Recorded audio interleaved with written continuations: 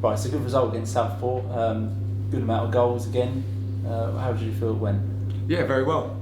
Obviously, we responded very well to going a goal down in the first 3 minutes, which isn't ideal. But I think 3 or 4 weeks ago, about 5 or 6 weeks ago, we probably would have ended up losing that game. So it just shows the strength of the character we've got in the squad at the moment to go on, score as many goals as we did. Obviously, come back from the goal down, and then them equalising again just after the first half. So yeah, delighted to get, because I think it was a massive game really in terms of the positions of the two teams. So to win that, push them down a bit further, and give ourselves another home win, it was brilliant. Obviously being down after 3 minutes was not ideal, but we showed character and dug deep to turn it around. Can you put anything that slow start down to anything in particular? Well, obviously they came in firing because it was a bottom of the table kind of a clash. So they came in, got their game plan, pressing us high, and then trying to get in behind us. And I think it kind of took us by surprise a little bit. But after the first 20 minutes was out of the way, we managed to settle down and took care of business basically. It's difficult where we've been playing so well. You're not gonna get that mental level of performance for every minute of every game, and I think the boys have done so well in the past few weeks. It can be sometimes difficult to keep yourself mentally motivated, for every minute of every game. Obviously, it's not ideal because we can't afford to go goals down or give goals away. But it could just possibly be that we have done as well as we've done. So everyone does have little dips, but like I said, fortunately we've managed to sort of counteract that, come back and win the game and end it really positively. Do you feel like mentally you went into the game slightly different to how you have the last couple of months, in that there was almost a little bit of an expectation of, this is a game we should be winning? Yeah, probably. I think we've gone to Dagenham, we've won, and we were in a little bit of a high, and we probably wasn't expecting the fast start from Southport. But once after the 20 minutes period was over, we took control. I think the level of expectation increases, the better that you're doing, and I think, I think the level of importance of the game possibly got to a few of the boys in the early stages, because we did say that we wanted to start well. We didn't, but like I said, we reacted really, really well. And managed to create a good significant gap between us and Southport, which I think was essential really to come out Saturday. We're starting to see signs of the strength and depth of the squad. Obviously, Jamal came in over the last few weeks and put on a great performance on Saturday, and with Delaney now going, you've got Fish coming back in. Harry Phipps made his debut, so you've got plenty of strength and depth in there now. Yeah, I think we've been waiting for that for quite some time. I think we had quite a thin squad for quite big, large parts of the season.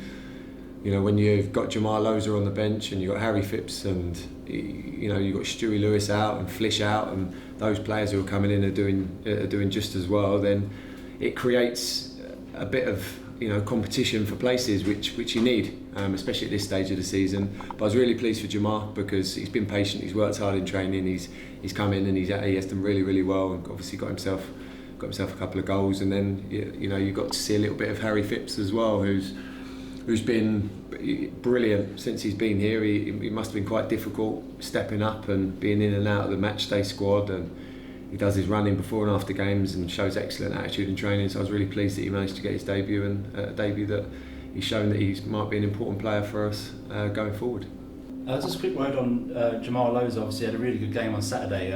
When he first came in, he was on fire and it seemed to sort of drop a bit. Yeah. Do you think it just took him a bit of time to get used to? Obviously he's used to playing full time, and now he's part time, and being part of the development squad to playing obviously in non-league. Yeah. Quite a big difference. Yeah, definitely. Us players sometimes as well, you can be on high and you can be on a low.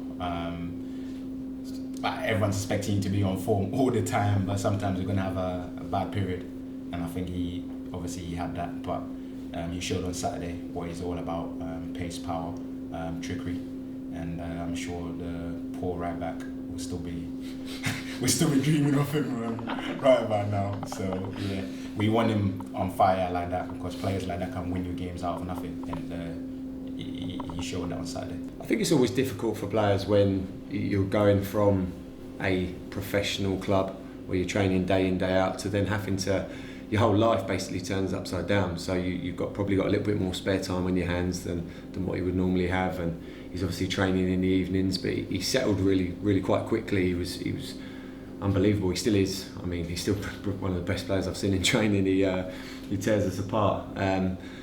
But like you just said, he possibly had a little dip in form, which you've got to expect from all players of his ilk. You know the forward players, they tend to dip in and out of form. But so like I said, we're really pleased that he's back on it now. His confidence is high, and he's certainly a player that you'd want in your squad rather than against you.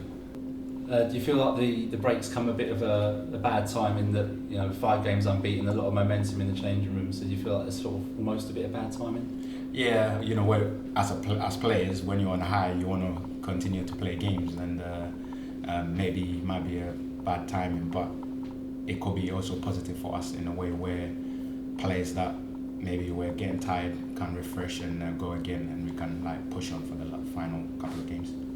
Obviously, no one really wanted to go to Macclesfield on a Tuesday night in between Gateshead and Wrexham, but it's something we've got to get our heads around.